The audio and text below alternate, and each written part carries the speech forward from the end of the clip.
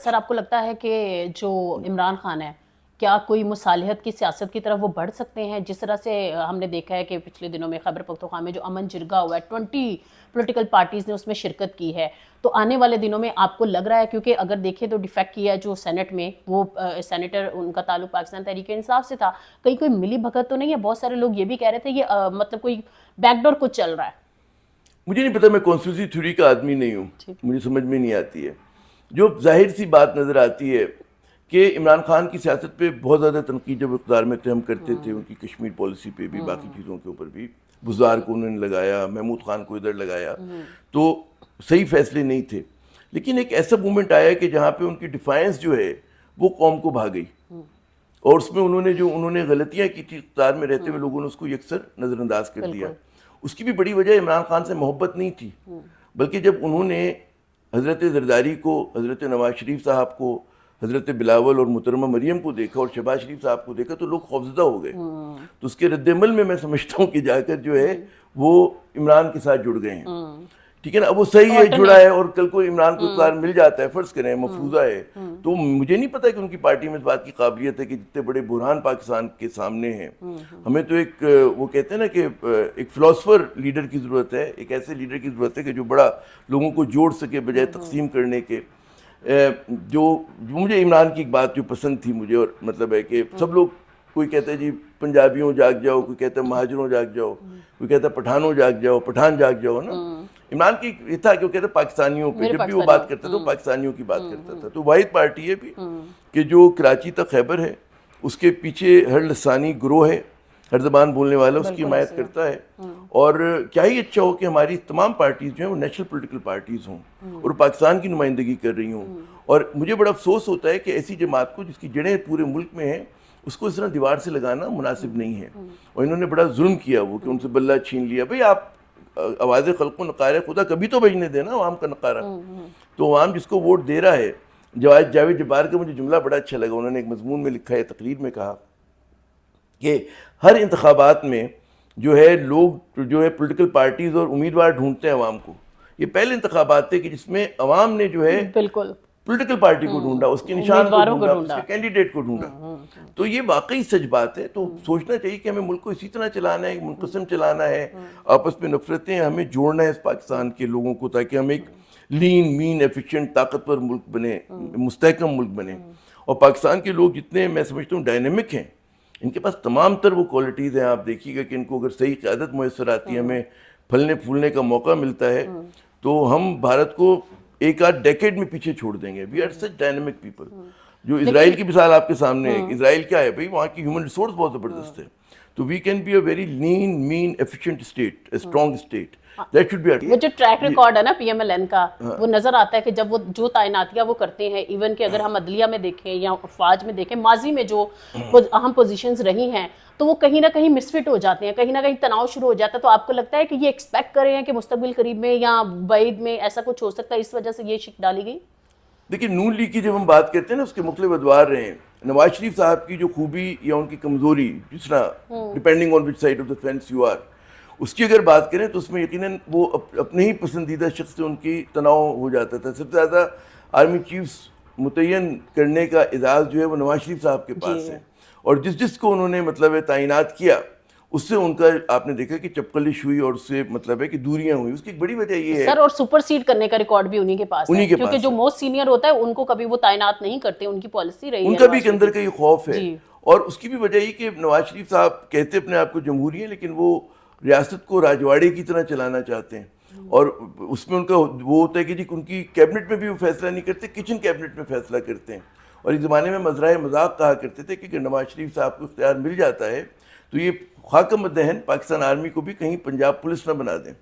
تو ان کی شوق تھا کہ یہ انٹرفیئر کرتے تھے، یہ بات کہا کرتے تھے۔ جی مجھے یاد ہے کہ یہ کراس سورڈ جو کتاب ہے، اور وہ مستند کتاب اس لیے کہ آرمی کی انسٹیٹیوشن کی سپورٹ سے لکھی گئی ہے، اس تک میں یہ کہا ہے کہ نواز شریف صاحب نے ایک بار سفارش کر دی کہ جی فلاں کو جو ہے وہ کر دیا جائے، عہدہ دے دیا جائے، ترقی دے دی جائے، تو اس میں ان کو بڑی سختی سے منع کیا کہ جناب آپ ایسا یہ نہیں کر سکتے۔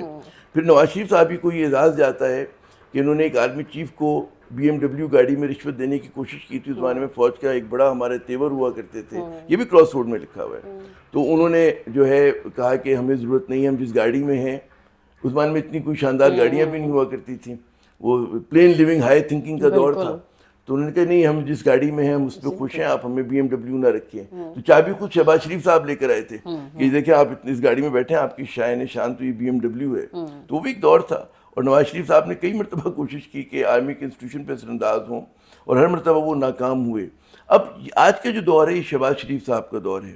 شہباز شریف صاحب جو اپنے بھائی سے بالکل برعکس طبیعت رکھتے ہیں, ابھی تک تو وہی نظر آ رہا ہے. اور ان میں بڑی خوبی ہے کہ اپنے بھائی کو بھی انہوں نے مینیج کیا ہوا ہے, اور ماشاءاللہ فوج کے ساتھ بھی بڑا مضبوطی کے ساتھ چل رہے ہیں. اب یہ دیکھنا ہے کہ یہ ایک صفحے پہ اور جو ان کا رومانس ہے, فلرٹ ہے, عشق ہے, جو بھی اس کو نام دے دیں آپ, وہ کتنا عرصہ چلتا ہے, کب تک چلتا ہے. تو آپ کو لگتا ہے کہ نون لیگ کے پاس یہ آپشن دوبارہ یا یہ وقت دوبارہ آنے والا ہے ایز پر پالیسی, کہ وہ جو کہتے تھے نا ووٹ کو عزت دو کا نعرہ, کیونکہ یہ مزاحمت کا نعرہ تھا. ہم نے ماضی میں مثالیں سنی پاکستان پیپلز پارٹی کی, پھر ہم نے ایون کہ ANP کا جو سر ہسٹری رہی ہے, باچا خان کی ہسٹری, ابھی امل ولی تو اس لیگیسی کو لے کر نہیں چل رہے ہیں. ابھی 27ویں آئینی ترمیم میں ہم دیکھیں بہت ساری ایسی چیزیں ہیں جو ڈیبیٹیبل ہیں, جو کہ ڈیموکریٹک کہہ لے فارم آف گورنمنٹ یا معاشروں کی عکاسی نہیں کرتی. آپ کو کیا لگتا ہے کیا دوبارہ ووٹ کو عزت دو کا نعرہ لے کر PMLN اور ANP اور پیپلز پارٹی دوبارہ کوئی مزاحمت کی سیاست, کیا مستقبل قریب میں دور میں یہ دوبارہ سے ایسا پاسبل ہے, یا پھر یہ ایکسپوز ہو گئے؟ یہ میرے خیال میں آپ میری اور آپ کی خوش فہمی ہے, یا ہم لوگ ایک ایلوژن یا ڈیلوژن میں رہ رہے ہیں کہ ایک دن یہ لوگ جو ہیں ایک دم ایک کروٹ بدل کے اٹھیں گے اور یہ عوام دوست ہو جائیں گے, اور یہ کروٹ بدل کے اٹھیں گے اور جناب یہ اصولوں کی سیاست کرنے لگیں گے. کہتے ہیں وہ بچے کے پاؤں پالنے میں نظر آ جاتے ہیں, ایک دانہ آپ چاول کا دیکھ کے اندازہ کر سکتے ہیں کہ کیسی ڈش تیار کی ہے آپ نے. تو مجھے اس بات کی قطعاً امید نہیں ہے کہ کوئی عوام دوست پرو پیپل پالیسی کے اوپر یہ جن جماعتوں کا آپ نے نام دیا, یہ جب یہ نعرہ لگاتے تھے نا ووٹ کو عزت دینے کا بھی, اس میں بھی ان کی خواہش ہوتی تھی کہ مجھے عزت دو, ووٹ کی عزت دینے کا نعرہ نہیں تھا. کیونکہ نواز شریف صاحب پہ جو چارج شیٹ تھی وہ کوئی جھوٹی چارج شیٹ نہیں تھی. بے شک اب آپ کے سسٹم نے ان کو چھوڑ دیا ہو, مگر سب کو سمیع ابراہیم صاحب تو معافی مانگے, انہوں نے کہا ہمیں تو جیسے کہا ہم نے ویسے کہہ دیا. بھئی بات یہ ہوتی ہے نا کہ ایون فیلڈ تو اپارٹمنٹ ہے نا, بالکل ہیں, ٹھیک ہے نا. اچھا اس کے بعد بوریوں میں بھر کے شواہد ہوا کرتے تھے. سمیع ابراہیم صاحب نے جو بھی کیا, میں اس کے بارے میں مجھے ان کا سیاق و سباق نہیں پتہ کہ انہوں نے کس طرح سے یہ بات کی اور کیوں کی ہے. مگر جو ہم لوگوں نے صحافت کی ہے, ہمیں بھی کافی دن ہو گئے, 30-32 سال 33 سال ہو گئے, تو اس میں ہمیں اندازہ ہے کہ اس ملک میں اوپری سطح پہ بہت زیادہ کرپشن ہے, بدعنوانی ہے, اور ہمیشہ کرپشن جو ہے وہ اوپر سے نیچے بہتی ہے, نیچے سے اوپر نہیں جاتی ہے. آپ کو اگر گھر کی سیڑھیاں دھونی ہو تو آپ نیچے سے دھونا نہیں شروع کرتے, آپ اوپر سے گند صاف کرتے ہیں. تو یا تو آپ کہہ لیں کہ پاکستان میں کرپشن نہیں ہے, میرے خیال میں ہے کرپشن, بہت زیادہ بدعنوانی ہے. کیا اس ملک میں لوٹ کھسوٹ نہیں ہوئی ہے؟ بہت زیادہ ہوئی ہے. کیا اس ملک میں ایسے منصوبے نہیں لگے کہ جس کا فائدہ جو ہے چند خواص کو ہو رہا ہو اور وہ عوام کے نام پہ لگائے گئے ہوں؟ IPPs کی مثال ہمارے سامنے ہے, بڑے بڑے جو بجلی گھر لگے ہیں اس کی مثال ہمارے سامنے, میں گنواتا چلا جاؤں آپ کو. تو یہ سب ہوا ہے, کون اس کا ذمہ دار ہے؟ آج المیہ یہ ہے کہ جن کی وجہ سے یہ دکھ اور درد ہمیں ملا ہے, وہی لوگ جو ہیں اس کی دوا وہ رینیگوشیٹ کر رہے ہیں IPP کا معاہدہ, ٹھیک ہے نا. اور جو لوگ ذمہ دار ہیں, آپ نے مطلب انویسٹر کو تو پکڑ لیا, لیکن جنہوں نے وہ غلط معاہدہ کیا تو ان کے ساتھ تو آپ نے کوئی احتساب نہیں کیا. تو مجھے اس بات کو کہنے میں کوئی آڑ نہیں ہے کہ ان کی جو بھی سیاست تھی وہ اپنی ذات اپنے خاندان کے لیے تھی, اس کو انہوں نے ووٹ کو عزت دینے کا نعرہ لگایا. اور ان پہ جو چارج شیٹ تھی, ہماری فوج کے ایک زمانے میں بڑا مضبوط اینٹی کرپشن بیانیہ ہوا کرتا تھا. اور مجھے راحیل شریف صاحب کا دور یاد ہے, اس سے پہلے کی اگر آپ بات کریں تو وہ لوگ ایسے لوگ نہیں تھے کہ وہ انہوں نے دروغ گوئی کی ہو کوئی, سمجھے نا. تو وہ جب وہ کہتے تھے کہ کرپشن ہے, وہ مجھے راحیل شریف صاحب کا یاد ہے, وہ کہتے تھے جی there is a nexus between corruption and politics, ٹھیک ہے نا. اور پھر ہمارے شعیب سیڈل صاحب بڑے زبردست وہ پولیس آفیسر تھے, وہ کہتے تھے کہ جی کہ جو ہے criminalization of politics and politicization of crime has become an issue in Pakistan, and that is very much true. یہ ہوا ہے ہمارے یہاں. تو اگر یہ کہیں کہ یہ لوگ کوئی دودھ کے دھلے ہوئے ہیں تو میں تو تسلیم نہیں کرتا. لیکن باقی کوئی بھی اس کے اوپر کچھ کہتا رہے, میں تو بالکل کلیئر ہوں کہ ان کی جو بھی پالیسیز ہیں. جی بہت بڑا بلیم ہے عمران خان پہ, ہائیبرڈ نظام, وہیں سے شروع کرتے ہیں. سر بھٹو کی ہسٹری دیکھ لیں, نواز شریف کا سیاست میں آنا دیکھ لیں, اور پھر عمران خان کا. میں عمران خان کو ہم کلین چٹ یہاں نہیں دے رہے ہیں, لیکن آپ کو کیا لگتا ہے ابھی جو ہم ہائیبرڈ پلس کی طرف چلے گئے ہیں مطلب کہ ابھی جو ایگزسٹنگ جو بھی فارم آف گورنمنٹ جس طرح سے چل رہا ہے, 8 فروری کا الیکشن ہم سب نے دیکھا, 17 سیٹیں وٹ ایور جو بھی ہے, ایون پی ٹی آئی تو مانتی تک نہیں ہے. آپ کو کیا لگتا ہے پاکستان میں سیاست اب کس طرف, کیا ہم جمہوریت, وہ جو جمہور کی جمہوریت تھی اس کی طرف کبھی لوٹ سکتے ہیں؟ ایک تو پہلی بات کہ ہم جمہور کی جمہوریت کی طرف گئے کب تھے. اگر آپ پاکستان کی تاریخ کا مطالعہ کریں تو ہمیشہ ہمارے یہاں لاپ سائڈڈ رہا ہے بہت زیادہ نا. اس کی وجہ یہ کہ ہمارے یہاں سول انسٹیٹیوشن جو تھے وہ پارٹیشن کے وقت سے انتہائی کمزور تھے. جس پارٹی نے پاکستان بنایا تھا وہ مسلم مائنورٹی پروونسز سے اس کا تعلق تھا, جڑیں وہاں پر تھیں اس کی, اور جب وہ یہاں پر ہجرت کر کے آئی تو اس کی اس طرح سے مضبوط نہیں تھی. کل تک جو پنجابی یونینسٹ پارٹی کے تھے وہ شامل ہو گئے تھے ایک دم اوور نائٹ مسلم لیگ کے اندر. تو یہاں پہ وہ جمہوریت کی جڑیں اس طرح سے کبھی بھی مضبوط نہیں تھیں. ہمارے یہاں لوگ تقابل کرتے ہیں بھارت کا اور پاکستان کا کہ جی بھارت میں جو ہے جمہوریت مستحکم ہے, ہمارے یہاں نہیں ہے. ہمیں سمجھنا یہ چاہیے کہ بھارت جو ہے وہ کمپرائز کرتا ہے سب سے زیادہ ترقی یافتہ جو علاقے تھے برٹش انڈیا کا. وہاں پہ ٹاٹا برلا جو تھے وہ پری پارٹیشن ڈیز میں ہوا کرتے تھے. کلکتہ پہ ان کی 200 سال کی حکومت تھی ہے نا. ان علاقوں کو تو انگریز نے بہت کم مدت کے لیے رول کیا ہے نا. سندھ کو بہت بعد میں کیا, بلوچستان کو ایک ویسی گاڈ فور سیکنڈ پلیس تھا. We inherited the most backward part of Bengal. Bengal without Calcutta was nothing. جو جویل تھا, ہیرا تھا, وہ ادھر رہ گیا تھا. تو پاکستان بہت بیکورڈ علاقے میں جو تھا قائم کیا گیا تھا, اور یہ ایک ہمارا ایک انہیرنٹ فلو آ گیا تھا, کمزوری آ گئی تھی جب قائد اعظم محمد علی جناح نے کہا تھا کہ جی موت ایٹن پاکستان ملا ہے. تو اس میں پتہ ہی چلا کہ جب آپ کو یاد ہو کہ ہم نے جو فوج انہیرٹ کی تھی وہ ہمارے فائنینشیل ریسورسز سے زیادہ تھی. ٹھیک ہے نا, ہمارے پاس 1-2 مہینے کے پیسے تھے ان کو دینے کے, اور تو فوج کا ادارہ روز اول سے مضبوط تھا اور سویلین ادارے کمزور تھے. تو وہ چیز کنٹرڈکشن ہمارے یہاں 50s میں بھی تھا, 60s میں بھی تھا, 70s میں بھی تھا. تو جو آپ بالکل درست آپ نے کہا کہ ہر سیاستدان نے آنکھ کھولی جو اقتدار میں پہنچا, ہمک کے اس نے فوج کی ہی گود میں کھولی ہے.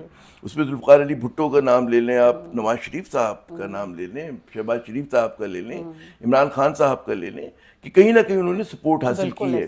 میں یہ سمجھتا ہوں کہ تھرڈ ورلڈ کنٹریز کے اندر بعض اوقات جو ہے کہا جاتا ہے, اب اس کے اوپر آپ ڈیبیٹ کر سکتے ہیں کہ سولجر ایز اے ریفارمر.